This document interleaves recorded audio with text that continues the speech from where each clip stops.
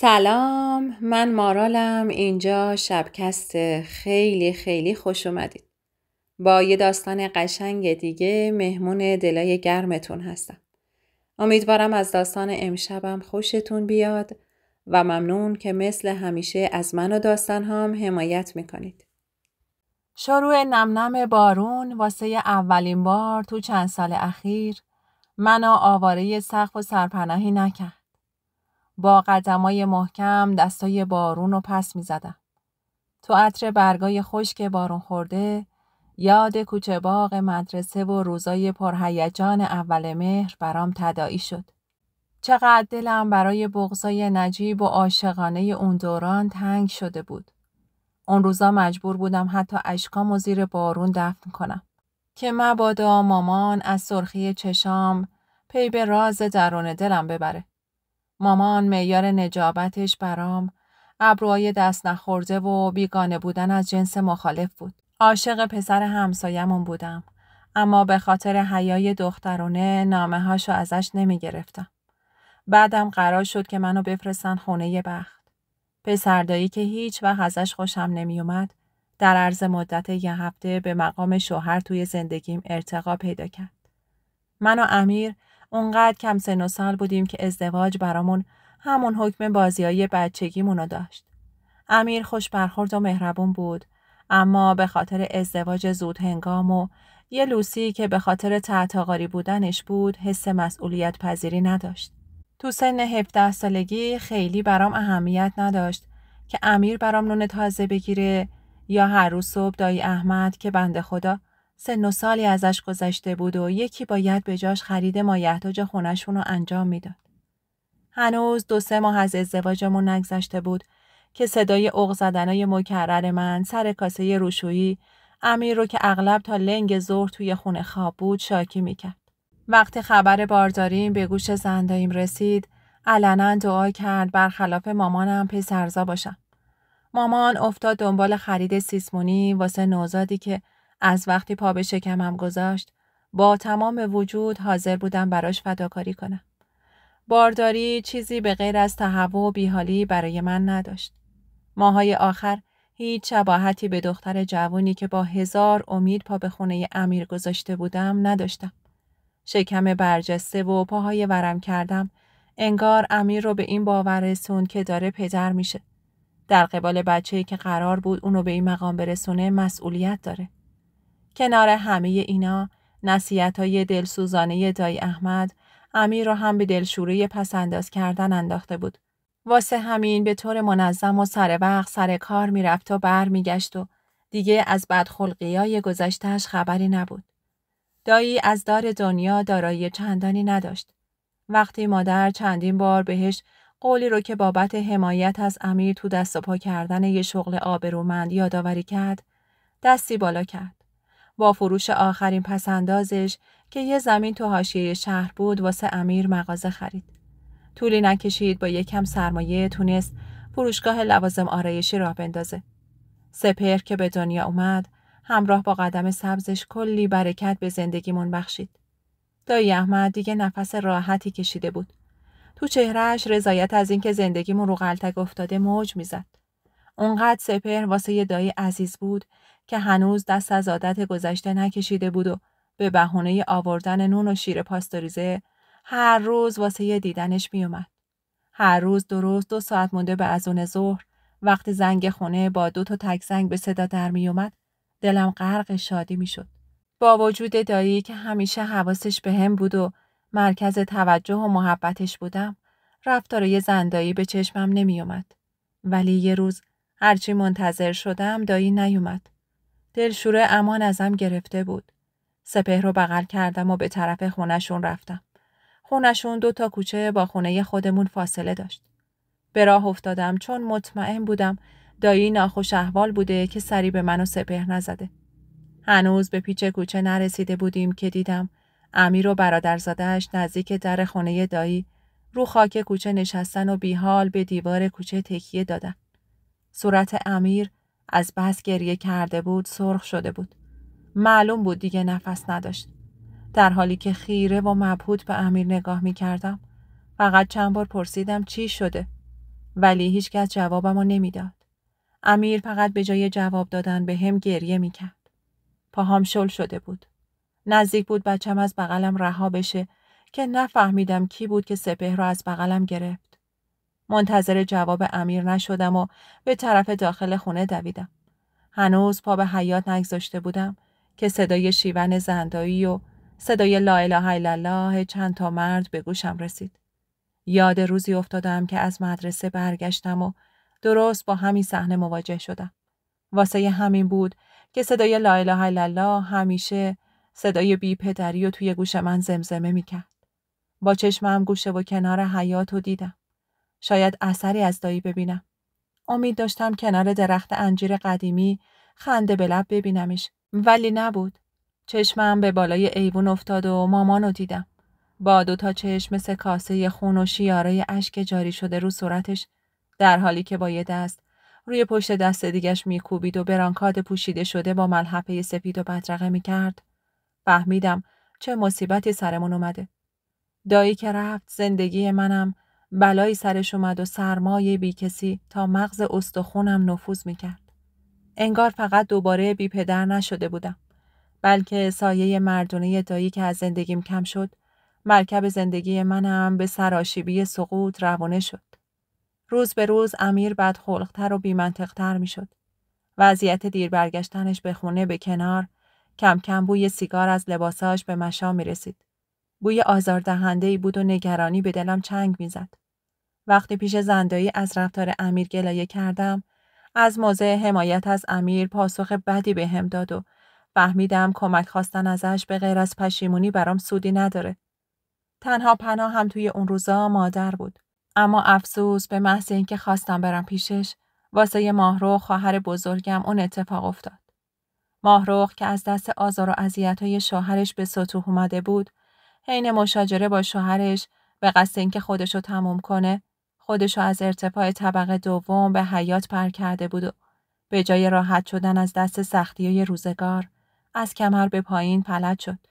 تا آخر عمر ویلچر نشین شد. زندگی مادر اون روزا به اندازه کافی نقطه سیاه بود. من دلم نمی اومد زندگیم اونو تا قعر ناامیدی برسونه. دیگه هیچ نقطه اتکایی واسم نمونده بود. خودم باید دست به زانو می زدم و زندگی خودم و پسرم رو نجات می دادم. اوایل از سر تفنن و شادابی رو به ورزش ایروبیک بردم. تو نزدیکترین سالن ورزشی به خونمون ثبت نام کردم. اما بعد از گذشت 2 سال که توی اون باشگاه جز قدیمی ترین افراد گروه ایروبیک محسوب می شدم، گاهی تو غیاب مربی نظارت تمرین بقیه به عهده من بود. به نوعی کلاس رو از خود مربی بهتر اداره می کردم. وقت مدیر باشگاه که با کمبود نیرو مواجه بود کیفیت کارم رو دید، ازم خواست واسه گرفتن کارت مربیگری اقدام کنم تا توی همون باشگاه به عنوان مربی استخدامم کنه. اون روزا اونقدر امیر سرگرم رفیق بازیای خودش بود که فقط وقتی متوجه خبر شدم که کار از کار گذشته بود. حتم داشتم که رفیق امیر که به عنوان شریک توی مغازه مشغول کار شده بود سرش کلاه گذاشته بود. ولی اونقدر عشق رفیق چشماشو کور کرده بود که زیر بار نمی رفت. واسه همین سعی کردم که دیگه کاری به کار خودش و رفقاش نداشته باشم. گذران امور زندگی افتاد روی دوش خودم و شاید اگه بی‌تابیای من نبود 3 دنگ از ملک مغازه‌ام به پای ندونم کاریای امیر به باد فنا رفته بود. هر چی فکر می کردم محاسبات زندگیمون با هم نمیخوند. زن ولخرج و زیاده خواهی نبودم که امیر رو به این روز انداخته باشم. ولی زخم زبونای مکرر زندایی امونم و بریده بود. کم کم نسبت به رفت و اومد دل سرد شدم و به جای رسیدم که با خانواده امیر هیچ مراوده‌ای نداشتم. با همون سن کم میفهمیدم که امیر تمام سرمایه زندگیمونو داره یه جایی سر من قلدود میکنه. ولی اونقدر مسئله اعتیاد برام تابو بود که ترجیح میدادم هیچ وقت به روش نیارم. دیگه کارم به جایی رسیده بود که اگه آب باریکه حقوق باشگاه نبود از گرسنگی تلف میشدیم. شبیه از شبای زمستون که طبق معمول تک و تنها توی خونه چشم عقربه‌های ساعت دوخته بودم و سعی می‌کردم خودم رو با میل بافتنی و کاموا سرگرم کنم. تلفن خونه به صدا در اومد. من نگران از بیدار شدن سپهر که به 1000 زحمت خوابونده بودمش سریع جواب دادم. برام عجیب بود که توی اون ساعت شب کسی به اشتباه شماره خونه ما رو گرفته باشه. اما تماسای مکرر غریبه و سماجت بیش از حدی که نشون میداد، عاقبت منو به پای نصیحت با مرد غریبه کشوند. وقتی گفت 35 سالشه جا خوردم. در حالی که توی بهت به صداش که گرم و دلنشین بود دقت کرده بودم، شک نداشتم که دروغی در کار نیست. قرار نیست از طرف کسی امتحان بشم. صحبت‌های تلفنی ما هر شب تکرار می‌شد. توی اوج تنهایی دلخوش شده بودم به گرمای حرفای محبت‌آمیز اون مرد غریبه که خودشو فریدون معرفی کرده بود. همش خدا خدا می‌کردم امیر دیرتر برسه خونه. فریدون شده بود سنگ صبورم. حس نیاز زنانمو به وجود یه مرد کنارم پر کرده بود. مدتی که گذشت، اصراراش واسه دیدن من به شکل حضوری روز به روز بیشتر می‌شد. تا اینکه خودمم کنجکاو شدم ببینم فریدون چه شکلیه. آخرش یه روز جلوی باشگاه باهاش قرار گذاشتم. وقتی همدیگر رو دیدیم واسه یه چند لحظه بدون اینکه پلک بزنیم تو حیرت همدیگر رو نگاه می‌کردیم. من برعکس نشونیایی که از خودم به عنوان یه زن کوتاه قد و سبز رو و نسبتاً چاق داده بودم، جلوی چشمای مرد میون سالی که تقریباً کف سرش تاس بود و برخلاف تصورم نشونه ای از هیکل ورزیده و عضلانی توش به چشم نمیخورد، مثل یه حوری بهشتی بودم. پا تند کردم که از این اشتباهی که مثل ابر سیاه دنبالم افتاده بود فرار کنم. اما پاهای کوچیک سپهر با همه تلاشی که با کشیدن دستش میخواستم با خودم همراش کنم، یاری نمیکرد. از سرعتم کم میکرد. هر کاری کردم نتونستم از دستش فرار کنم و عاقبت راه خونم رو پیدا کرد. تا چند روز بابت تصوراتی که داشتم توی بهت بودم تا اینکه زنگ خونه به صدا در اومد. وقتی از حیاط قدیمی خودم رو جلوی در رسوندم، در رو که باز کردم کسی پشت در نبود. به جاش پاکت‌های میوه و مایحتاج خونه پشت در خونه گذاشته شده بود. اثری از کسی نبود. با 1000 زحمت اونا رو به خونه بردم. توی این فکر بودم کی تونسته اینقدر در مقابلم سخاوتمند باشه که تلفن خونه زنگ زد. وقتی گوشی رو برداشتم با صدای فریدون مواجه شدم. اومدم تلفن رو قطع کنم که با 1000 التماس و خواهش مانع شد. چند لحظه بعد که فهمیدم همه خریدا کار فریدون بوده نمیدونستم خوشحال باشم یا گریه کنم. ولی همین که سپهر همیشه یه خدا از سوء تغذیه صورتش رنگ پریده و زرد نبود، برام کافی بود که اعتراضی به خریدای گاه و بیگاه فریدون نکنم. دوباره همه چیز برگشت طبق روال گذشته و من و فریدون فقط به واسطه تلفن با هم صحبت می‌کردیم. هنوز سپهر 3 سالش نشده بود که تهوع صبحگاهی و علائم بارداری داشتم. فقط گریه می‌کردم و توی دلم به امیر بد و بیراه می‌گفتم. واضح بود که وارد کردن یه طفل معصوم دیگه توی اون زندگی کار اشتباهی بود. ولی وعده وعیدای فریدون منو مصمم کرد که یه روز به بهانه مسابقات استانی کنار دست فریدون نشستم و رفتیم بالا شهر تهران که بچه‌ای که حاصل بی‌مبالاتی امیر بود زیر سایه مردونه فریدون حق حیاتو ازش بگیریم. فریدون منو به یه مطب تمیز و شیک برد و زیر فرم رضایت خودش به عنوان همسرم امضا کرد. گاهی فکر میکنم مسبب این اتفاقات نمیتونست فقط من باشم. امیر که تمام هم و غمش دوست داشت بودن و مادر که روز به روز در هم شکسته تر میشد. مرکز توجه مامانم ماهرخ و مریضیش بود. نه امیر نه مامان هیچ وقت متوجه تغییراتم نشدن. با یه بار همسفر شدن دیگه همراهی فریدون بیرون از خونه برام ترسی نداشت. تمام روزای نقاهتم و به جای امیر فریدون بود که در حالی که سپهر روی پام بود منو گردش می برد و دست آخر با غذای مقوی پذیرایی می کرد تا حلقه های سیاه پای چشمم که به خاطر کمخونی بود برطرف بشه. تا اینکه یه روز به محض اینکه با کلید در رو باز کردم و وارد خونه شدم فریدون رو دیدم که عین میر غضب تو حیاط قدم می زد. لحظه اول که چشمم بهش افتاد از ترس آب گلومو قورت دادم و در حالی که سعی می کردم به ترس خودم غلبه کنم پا به حیاط گذاشتم. خواستم از پله ها برم بالا که با دستش به دیوار گذاشت و سینه سپر کرد جلوی روم و راهمو سد کرد. واسه اینکه به چشماش نگاه نکنم با تمام دقت داشتم به اطرافم نگاه می کردم. وقتی دیدم خیال نداره عقب بره دستشو کنار زدم که یهو با صدای عربده‌اش از جا پریدم. کدوم گوری بودی تا این موقع شب؟ به تو هیچ ربطی نداره. چطور خماری شوهر تو، دوا و درمون و گشنگی و تشنگیتون به من ربط داره؟ ربط داره چون خودت خواستی دخالت کنی. چون خودت سهم مغازه امیر رو به مفت از چنگش در آوردی و ما رو به خاک سیاه نشوندی. من به قبر پدرم میخندم بخوام خودم رو تو هچل شما بندازم. کسی نامه پدایت شوم واسط نفرستاده. راه باز و جاده دراز. خیلی وقتا بهت گفتم دیگه این طرفا پیدات نشه. یه لحظه سرمو بلند کردم و نگام به پنجره مشرف به ایوون افتاد. متوجه شدم امیر داره از توی اتاق اتفاقات بیرون رو تماشا میکنه. فهمیدم کار خودشه. وقت عصر که خواستم از خونه بیرون برم و پولی بابت مصرف مواد کوفتیش بهش ندادم، از خماری به فریدون زنگ زده و به قول خودش خبردارش کرده که این اسب وحشی و دهنه بزنه. نفرت تمام وجودم رو گرفت. تو این همه سال زندگی با امیر تا اون لحظه بوی تعفن وجودش برام چندشاور نشده بود. سپهر رو ندیدم و منتظر بودم هر لحظه در راهرو ورودی رو باز کنه و با ذوق و شوق به استقبالم بیاد. ولی نمیدونم چرا خبری از سر و صدای شیطنت شیرین و بچگانش نبود. در حالی که نگرانی داشت به دلم چنگ میزد، انگار فریدون از ضعفم استفاده کرد و صداشو بالاتر برد و گفت: ببین از این به بعد قلم پاتو میشکنم اگه بخوای بدون اجازه من پاتو از در خونه بیرون بذاری. اون وقت جنابالی کی باشین؟ همه کارت. من یه تن لش به عنوان آقا بالا سر دارم. حالا هم هرچی گند زدی به زندگیم و روزگارم و سیاه کردی برام بسته، برو گم شو از خونه بیرون.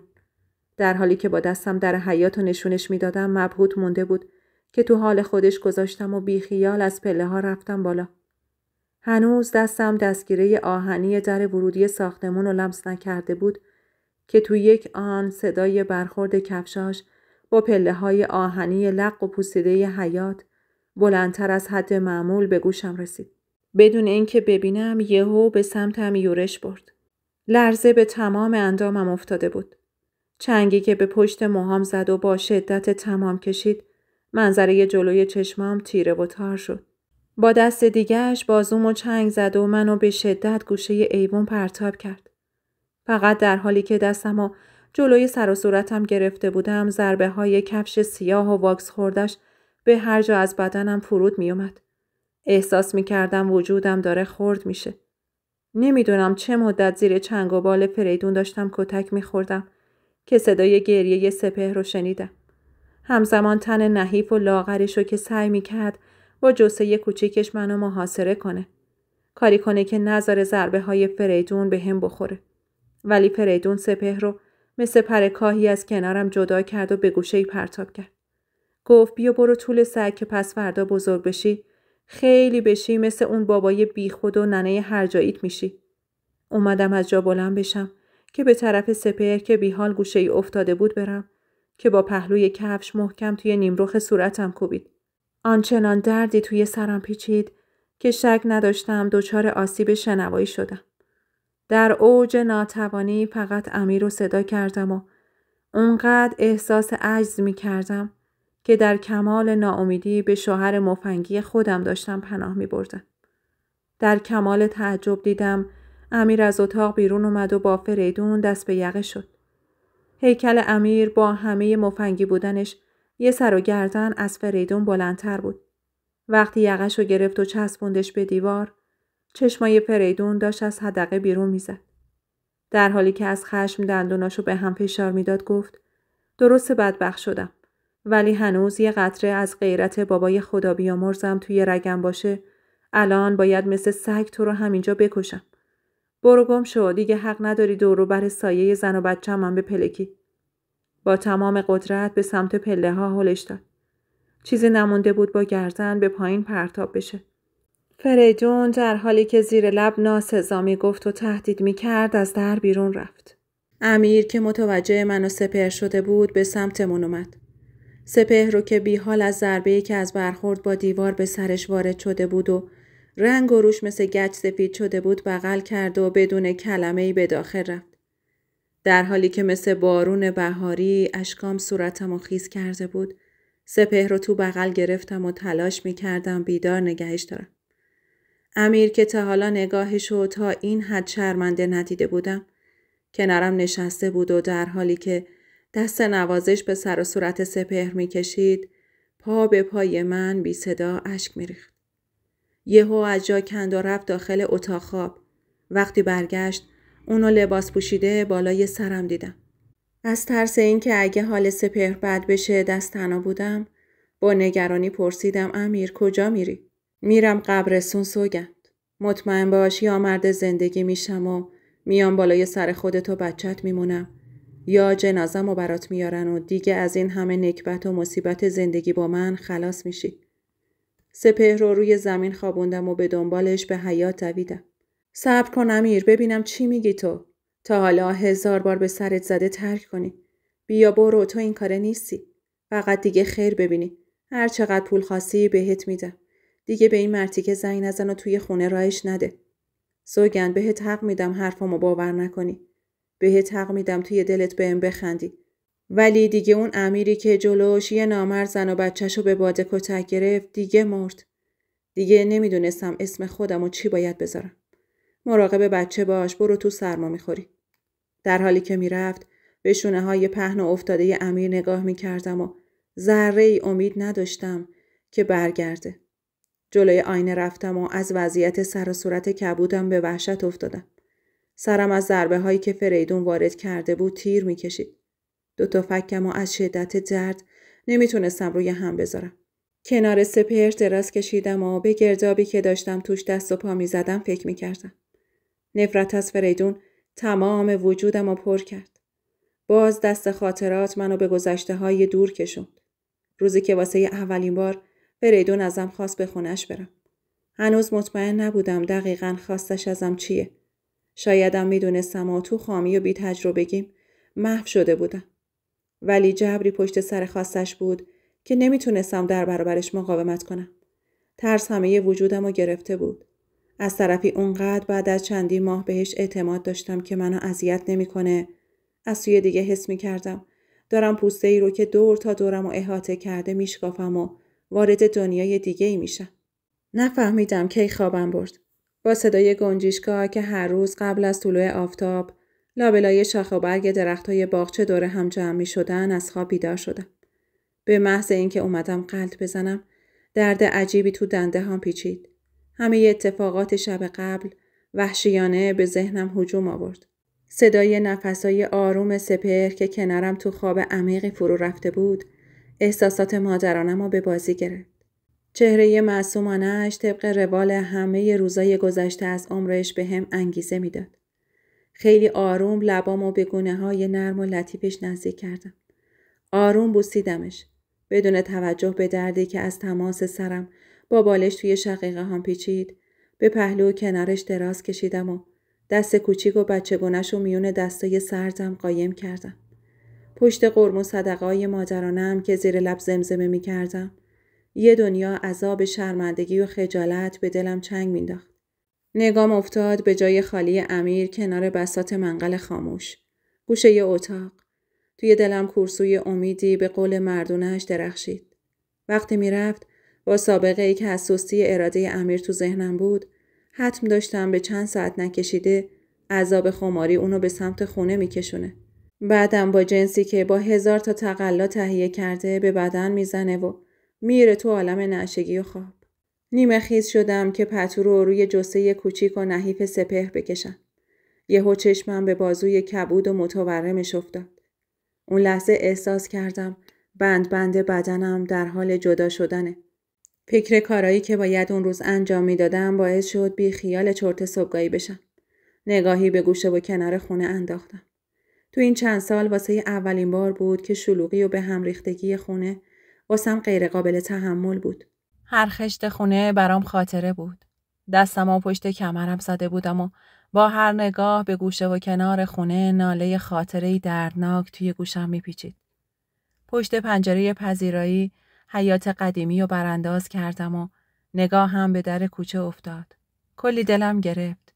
روزی که زیر بارون نقل و سکه به عنوان عروس پا به این خونه گذاشته بودم، فکرشم نمی کردم که از اون همه امید و آرزوی خوشبختی واسم فقط یه تندیس سنگی بمونه. با خانواده‌ای وصلت کردیم که اگه کسی نگاه چپ به ناموس خودشون میکرد، رگ غیرتشون ورم میکرد و خون جلوی چشمشون رو میگرفت. ولی الان چون امیر لاابالی بود همه میدونستن غیرتشو گذاشته در کوزه و آبشو خورده. واسه همین از برادر خود امیر گرفته تا غریبه بعدشون نمیومد بخت خودشونو امتحان کنن. ببینن این اسب سرکش و مغرور رو به بهای دادن علوفه میتونن ازش سواری بگیرن و دهنه کنن یا نه. تا قبل از اینکه حریم بین من و امیر شکسته بشه و بساط منقل و وافورش توی خونه پهن بشه، اگه یکم رژ لبم پررنگ میشد یا رو سریم عقب میرفت، خشم امیر ستون خونه رو میلرزون. چقدر اون روزا دور بودن که کسی تو کوچه و خیابون به هم نگاه چپ میکرد، باهاشون دست به یقه میشد و پای کسی رو که قصد داشت به حریم ناموسش دست درازی کنه قلم میکرد. اما خدا لعنت کنه فریدونو که حریمو شکست و دیگه ناموس واسه امیر عادی شد. اون روز تصمیم گرفتم به جای رها کردن امیر تو گردباد، حتی اگه خودش از نیمه راهی که قدم توش گذاشته بود برگشت، ولی من کمر همت ببندم و اونقدر درآمد داشته باشم که اجازه ندم واسه تامین جنسش پای هر کس و ناکسی رو به خونه باز کنه. تا از کنار بساط عیش و عشرتی که واسه دیگران به پا می‌کرد، خودشم مجانی خودشو بسازه. اگه حتی نمی‌شد یه شب زندگیمو عوض کنم، اما میتونستم اینقدر تلاش کنم برای سپهری که وقتی بزرگ شد، وقتی سری توی سرا در آورد، زیاد بابت گذشته و زندگی خانوادگی سرافکنده نباشه. بعد از اینکه سپهر رو به مدرسه رسوندم، فوری رفتم خونه و دست به کار شدم. اولین کار محو بساط منقل امیر بود. دلم میخواست اگه برگشت بفهمی که روی قولش حساب کردم. مشغول نظافت و گردگیری خونه شدم و چند ساعت بعد همراه با قلقل خورش قیمه و بوی پلوی دم کشیده بوی زندگی توی خونه پیچید. نگاهی به ساعت کردم. هنوز نیم ساعت وقت داشتم برم دنبال سپهر. واسه همین گوشی تلفن رو برداشتم و شماره خانم حکیمی مدیر سابق باشگاه رو گرفتم. 1 ماهی بود که قرار بود حق امتیاز باشگاه رو بفروشه. تماس گرفتم و گفتم سلام خانم حکیمی جان. سلام سوگن جان، خوبی عزیزم؟ چه عجب یادی از ما کردی. عجب نیست خدمت شما. راستش یه عرضی داشتم. بگو عزیزم، من که حسابی شرمنده‌ت شدم دختر. راستش دلم نمیخواست تو یکی آلاخون والاخون بشی. ولی خب چاره دیگه‌ای هم نداشتم. نمیتونم بذارم یه دختر جوان راهی غربت بشه. از طرفی رشته خوبی قبول شده و شانس بهش رو کرده. اشکالی نداره خانم حکیمی. امیدوارم هر جا هستی خوش و سلامت باشی و دختر خانومت هم توی درساش موفق باشه. ممنون عزیزم. به خدا به فکرت هستم.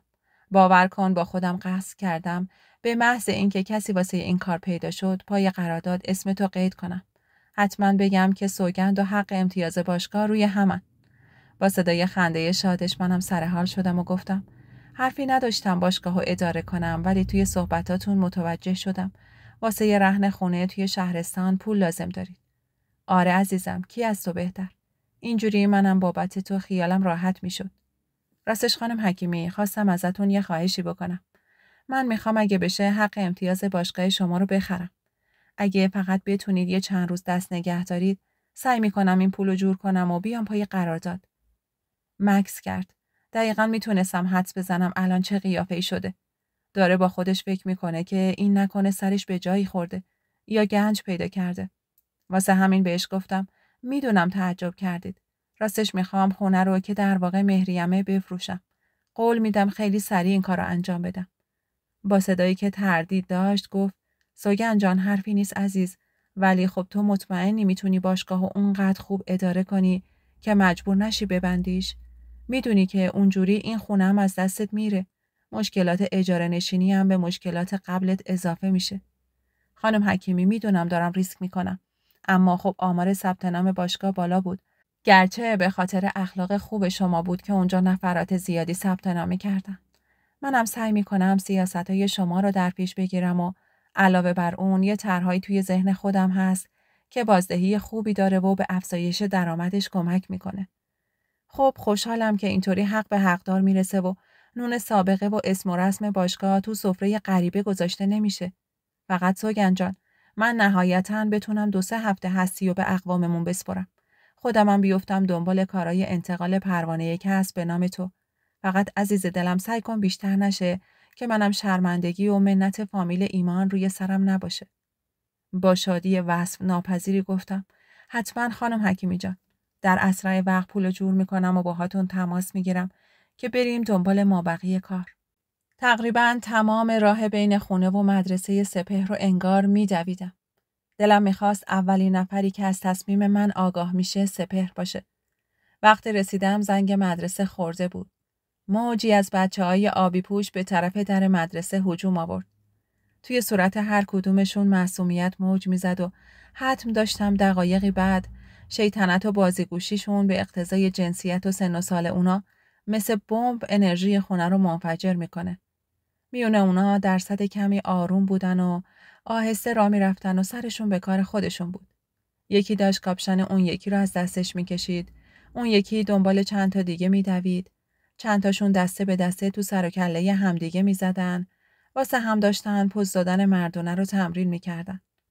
وقتی چشمم به سپهر افتاد که آروم و بی صدا تک و تنها سرشو زیر انداخته بود و حیاطو به سمت در خروجی طی می‌کرد دلم گرفت. یه بار به هم گفته بود دلم نمیخواد بابا واسه یه جلسه انجمن اولیا و مربیان بیاد مدرسه. چون چند تا از دوستاش از طرف پدراشون منع شده بودن با سپهر قدم بزنن. یادم نمیره که فرداش چه قشقرق توی دفتر مدرسه به پا کردم. فوری جلسه اضطراری اولیا مربیان به پا شد و این نکته به اون چند نفر تذکر داده شد. چشم سپهر که به هم افتاد گل از گلش شکفت. خوشحال به سمتم دوید. در حالی که دستشو توی دستم گذاشت با شوق و ذوق کودکانه برام شروع به تعریف اتفاقای اون روز کرد. از نمرات خوبی که گرفته بود، تشویقای معلمش با خوشحالی واسم حرف میزد. موقع رد شدن از خیابون یهو بازوشو گرفتم که از درد ناله‌ای کرد. یاد کبودی بازوش افتادم. آه از وجودم بلند شد. بمیرم الهی مادر ببخشید یادم نبود بازوت سیاه شده. خیلی درد میکنه؟ نه اونقدرام نه مامان درد نمیکنه ناراحت نباش. خودش خوب میشه. قربون تو پسرم برم که اینقدر مهربون و خودداری. قول میدم همین روزا با یه خبر خوب خوشحالت کنم. قراره واسم دوچرخه بخری؟ هم دوچرخه بخرم هم اسم تو توی مدرسه دیگه بنویسم. آخ جون مامان خیلی خوب میشه. آره پسرم. قراره خونمون رو عوض کنیم و بریم یه خونه تر و تمیزتر. اون وقت تو هم میتونی یه اتاق خوشگل با یه تخت قشنگ و کلی وسایل نو داشته باشی. اونقدر سپهر خوشحال شده بود که دیگه توی پیاده رو دستشو از تو دستم کشیده بود و شروع به لیلی کردن و جست و خیز کرده بود. از شوقی که توی صورتش مثل گل نشسته بود ته دلم بیشتر قرص می شد. مصمم می شدم به انجام کاری که پیش رو داشتم. واسه همین به جای اینکه بریم خونه رفتیم سمت مغازه برادر امیر. تصمیم گرفتم اولین قدم و همون لحظه بردارم. خوشبختانه مغازه قنادی محمد هنوز باز بود. بعد از اینکه وارد شدم به طرف صندوق دریافت پول رفتم و سراغ محمد و از دختر جوانی که پشت میز نشسته بود گرفتم. اشاره‌ای به داخل کرد و گفت ایشون توی زیرزمین مشغولن. به اون آقا بگید راهنماییتون کنن. به طرف یخچال بلندی که دختر جوان اشاره کرد رفتم. در حالی که شیرینیای تازه از پشت ویترین یخچال دلزعفه‌ای به دلم انداخته بود، به مرد جوانی که فقط سر و گردنش پیدا بود گفتم ببخشید من با حاجی کار داشتم هستن؟ سفارش داشتید؟ خیر از بستگان نزدیکشون هستم. بگید سوگند باهاتون کار داره. داشتم تو ذهنم به این فکر می‌کردم چه بستگان نزدیک هستیم که چند سالی همدیگر رو ندیدیم. با خودم گفتم ممکنه محمد اصلاً تحویلم نگیره. تو این فکرها بودم که صدای مهربون محمد که انگار دایی احمد دوباره زنده شده بود منو به خودم آورد. سوگند چطوری دخترمه؟ چه عجب از این طرفا؟ در حالی که سپهر رو بغل کرده بود و صورتشو بوسه بارون میکرد گفت این کره رو ببین چقدر بزرگ شده. بی غیرت و باش که سراغی از عموش نمیگیره. سپهر فقط میخندید و صورت بچگونش از محبت سرخ شده بود. دستی به سر سپهر رو کشید و یه آن جدی شد و گفت نگفتی راه گم کردی؟ حتما یه چیزی شده که اینجا اومدی. آره راستش در مورد مسئله‌ای باید با حرف بزنم پسردایی. به طرف زیرزمین اشاره کرد و گفت باشه بیا از این طرف بریم پایین. من هم بالای سر پاتیل باشم و هم برام تعریف کن ببینم چی شده. چند تا پله رفتیم پایین و منظره کارگاه شیرینی پزی محمد اگرچه به شیکی و مرتبی بالا نبود ولی مکانیزه و تمیز بود. میشد حدس زد که واسه یه بنا کردن یه همچین جایی محمد خیلی زحمت کشیده و پشت کار به خرج داده. دلم گرفت از اینکه چرا امیر نباید مثل برادرش یه ذره پشت کار و همت دایی احمد رو به ارث ببره. با کلی زحمت بهش قضیه فروش خونه رو گفتم و تصمیمی که واسه یه تأسیس باشگاه داشتم. محمدم با تردید به این قضیه نگاه میکرد. اما وقتی نور امید و تو چشمای منو سپردید به هم قول داد که موضوع رو با بقیه مطرح کنه تا هر چه زودتر واسه انتقال سند به نامم اقدام کنن. محمد چه از نظر ظاهری و چه از نظر اخلاق کاملا با امیر و مهدی متفاوت بود. میدونستم دستش به خیره و اگه کمکی از دستش بر بیاد ازم دریغ نمیکنه. توی این سالا بعد از فوت دایی اوایل چندین بار ازش کمک خواسته بودم و بی‌منت و چشم داشت به هم کمک کرده بود. اما با دور شدن از کل خانواده دیگه روم نشد ازش چیزی بخوام. رفتم خونه عقدنامه و بقیه مدارکم و آماده گذاشتم. با سپهر توی پزای دنج و بی‌تنش نهار خوردیم. دستشو گرفتم و به طرف خونه مادرم به راه افتادم. این روزا چون بیکار بودم فرصت بیشتری داشتم که به مادر و ماهرخ سر بزنم. میدونستم الان ماهرخ پشت پنجره اتاقش نشسته و انتظارمونو میکشه. چند روزی گذشت و من سفت و سخت پیگیر سهم خودم از خونه بودم و منتظر بودم کارام جور بشه که بتونم سهام باشگاه رو بخرم. اون موقع صبح سابقه نداشت کسی در خونمون بیاد. یه لحظه از تصور اینکه کسی خبر از امیر برام آورده باشه توی رخت خوابم به پا شدم. آیفون خراب بود و واسه باز کردن در باید خودم میرفتم. توی این چند ثانیه آمادگی داشتم کسی خبر پیدا شدن جنازه‌شو آورده باشه. اما پشت در مادرم بود. مثل همیشه پرصلابت و پرجذبه. یاد روزایی افتادم که ازم حساب میکشید. اما چقدر از هیبتش تحلیل رفته بود. به خاطر مامانم هم که شده بود، باید یه کاری میکردم. اگرچه ابروهای گره خورده و چین پیشونیش هنوز اذیتم میکرد، اما دیگه مثل سابق دلمو آشوب نمیکرد. سلام مامان، چه عجب راه گم کردی؟ سلام، این وقت روز هنوز خوابی؟ مامان، مثل این که هنوز ساعت 8 نشده. آره، یادم نبود تا دم صبح پای ماهواره نشستی و تازه خروسخون که میشه یادت میاد بخوابی. سپهر کجاست؟ کجاست خب؟ مدرسه است دیگه. سوگند، اومدم دنبالت وسایلتو جمع کنی بیای پیش خودم زندگی کنی. ولی مامان، تا اومدم ادامه بدم دستشو به علامت سکوت بالا آورد و با تحکم گفت سوگند ولی و اما نداریم. من این حرفا سرم نمیشه. اگرم نیای به زور میبرمت. چرا به من نگفتی امیر گذاشته از خونه رفته؟ خب چی بگم بهت؟ چی بگی؟ خیلی چیزا باید میگفتی که نگفتی. منم هی ساکت موندم تا یه روز به خودت بیای و منو دشمنت فرض نکنی. اما انگار خیلی ازم دلچرکین بودی. این حرفا چیه مامان؟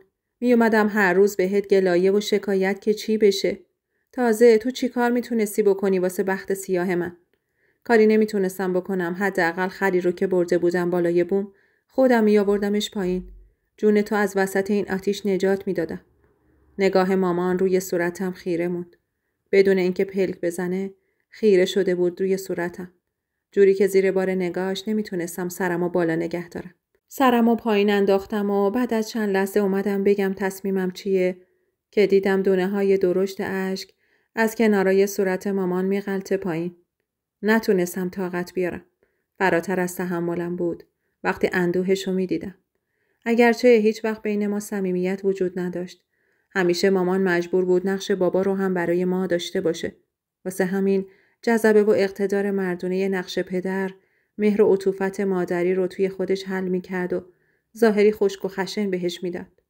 رو به روش زانو زدم و کف دستم رو به صورتش گذاشتم تا روی اشکاشو بپوشونم. دلم نمیخواست اباحت غرورش حتی پیش من شکسته بشه. خودم مادر بودم و درک میکردم. هیچ مادری دلش نمیخواد بدبختی و ذلت بچه‌شو ببینه. میدونستم چقدر با خودش جنگیده و بابت سرانجام زندگیم خودشو لعن و نفرین کرده. مامان خوبم، من از تو هیچ گلایه‌ای ندارم. قربونت برم الهی. فکر قلب مریض تو بکن. اگه خدای نکرده نفس بد بکشی من میمیرم. من که به جز تو کسی رو ندارم. تو باید به فکر خودت و سلامتی خودت باشی. دستمو از روی صورتش گرفت و بین پنجه های استخونی و زحمت کشیدش فشار داد و بوسید. وقتی سرمو به سینش فشار داد، گریش به حق حق تبدیل شده بود. باید از این خونه پر می گرفتم و می رفتم. به گوشه و کنار نگاهی کردم. مامان فکرمو خوند. سوگند به فکرتم خطور نکنه بخوای یه دونه قاشق از اساس تو به خونم برگردونی. مامان یه جوری حرف میزنی انگار امیر با خون جگر این زندگی رو فراهم کرده. یادت رفته همش جهیزیه که خودت با 1000 تا قرض و قله همراهم کردی؟ آره، ولی ای کاش بهت وفا کرده بود و عیش و عشرتی توی این خونه داشتی. به هر حال که بخوامم ببرم، این دیگه از اموال امیر نیست که بخوان اعتراضی کنن. بیا مادر جون، فقط جون خودت و بچه‌تو بردار از این خونه بیرون بیا. واسه من همین یه دنیا غنیمته. کیسه ای واسه این 4 تا تخت پاره ندوختم که از آشیونت آلاخونت کنم. دیگه تحمل نفرین و ناله های زندایی تو ندارم. هنوز بعد از چند سال اساس ماهرخ گوشه زیر زمین خاک میخوره و رغبت نکردم نگاشون کنم. واسه یه چی نفرین و ناله؟ من نمیفهمم. من بیشتر از حق خودم که نخواستم. 3 دنگ این خونه مهریه‌ایه که به گردن پسرشه. اول و آخر که باید بهم بده. سوگند کله شقی نکن مادر. اون زن گوشه اتاق چشم به در دوخته تا بچهش برگرده. اون وقت تو دور افتادی داری مهریت رو طلب میکنی؟ نمیگی کجا رفته، نه خبری داده. اونم مادره. هر چقدرم بچهش از نظر تو انگل و به در نخور باشه، ولی اولادشه. خب معلومه که زهرشو به تو میریزه. بیا و بگذر. من از این میترسم که کار بالا بگیره و پای تو به چاله بمونه. واسه چی من؟ اونا فکر میکنن تو یه بلایی سر امیر آوردی. من خیلی مسخره است. واسه یه چی باید من همچین کاری بکنم؟ این حرف من نیست دختر. بهت گفتم فکر و خیال زنداییته. خب میتونن برن شکایت کنن. چرا این کارو نمیکنن مامان؟ اینطوری منم از این بلا تکلیفی نجات پیدا میکنم. بس دختر، نکنه سرت درد میکنه واسه یه درد سر. بی خود پاتو تو کفششون نکن. از خیر مهریت میگذری تا ببینم چی پیش میاد. اما من آدمی نبودم که از حقم بگذرم. کم توی اون زندگی اذیت نشده بودم. اگرچه هیچ وقت روزای خوش قبل از ازدواجم با امیر بر نمیگشت، اما زیر چتر حمایت مادر تو خونه پدری کم کم داشتم به آرامش میرسیدم. اما بازم تمام فکر و خیالم بابت خرید مجوز باشگاه از حکیمی بود. با وجود مادر از بابت تنهایی سپهرم خیالم راحت بود.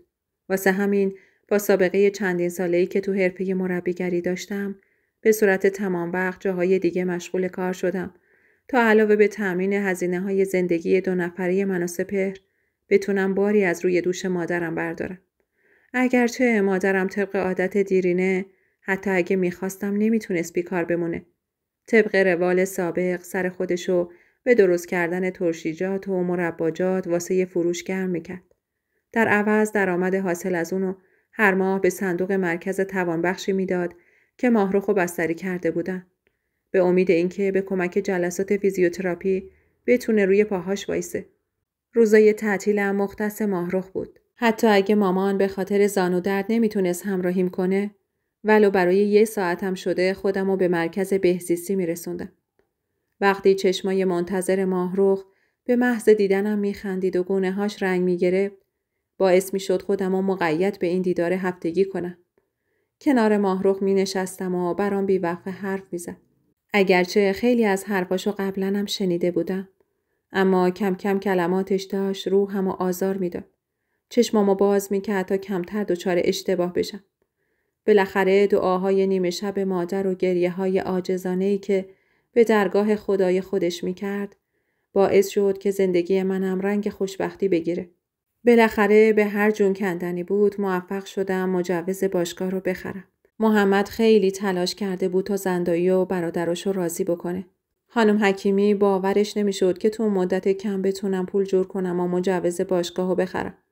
خودمم باورم نمیشد. بس که این رویا دست نیافتنی بود. مجوز باشگاه رو خریدم و خودم تمام وقت اونجا بودم و مدیریت میکردم. کار خیلی سختی بود، خیلی بالا و پایین داشت. گرچه آمار ثبت نامه‌ها خوب بود، ولی همه چیز اونقدر ساده که فکر میکردم هم نبود. پوستم کنده شد، ولی شد. بالاخره تونستم رویاهای کوچیک و بزرگی که همیشه به سپهر قولشون رو داده بودم براش محقق کنم. خیلی از این بابت خوشحال بودم. 2 سال به همین منوال گذشت. از امیر خبری نبود. منم تقریباً به این باور رسیده بودم که از خماری یه گوشه و کناری جون سپرده و جزء اجساد ناشناس توسط شهرداری یه جایی تو زمین خدا به خاک سپرده شده. بعدها از طریق آقا محمد شنیدم که امیر رو توی یکی از بیغوله‌های اطراف شهر پیدا کردن. زندایی اصرار داشته که اونو ببرن کمپ. اما خب آدمیزاد اگه خودش نخواد کاریو بکنه هیچ تغییری نمیکنه و هیچ اتفاقی واسش نمیافته. خوشحال بودم که یه بار پای تصمیم خودم وایستادم و حقمو گرفتم و باشگاه رو انداختم. الان از درآمد باشگاه خیلی رویاها محقق شدن. حتی تونستیم ماهرخو تا حدودی درمان کنیم. درسته که هنوز شاید نمیتونه روی پای خودش وایسه، ولی از نظر روحی و جسمی شرایط خیلی خیلی بهتری داره. مدتی گذشت و من با مهرداد آشنا شدم. مهرداد یه جورایی همکار خودم بود. اونم یه باشگاه واسه یه آقایون داره و مدیریتش میکنه. خیلی سختی کشیده تا به اینجا رسیده. یه روز داستان زندگیشو برام تعریف کرد. هر آدم موفقی که به جایی رسیده مطمئن باشید سختیاشو کشیده و به اصطلاح خاکشو خورده. مهرداد علاوه بر قد بلند و هیکل ورزشکاری که داشت، اخلاق و مرام و مردونگی داشت که آدمو شیفته خودش میکرد. منی که توی زندگی خودم اینقدر نامردی دیده بودم، بالاخره تونستم به مهرداد دل ببندم و تو آغوش گرم مهرداد زن بودن رو تجربه کنم. دوستای عزیز، ممنونم که تا آخر این داستان ما رو همراهی کردید. خوشحال میشم که نظرتون رو در مورد این داستان برای من کامنت کنید. یادتون نره حتما ویدیو رو لایک کنید و توی کامنت ها برام بنویسید که از کجای این دنیای قشنگ ما رو همراهی میکنید. از چه شهری؟ ممنونم. دمتون گرم.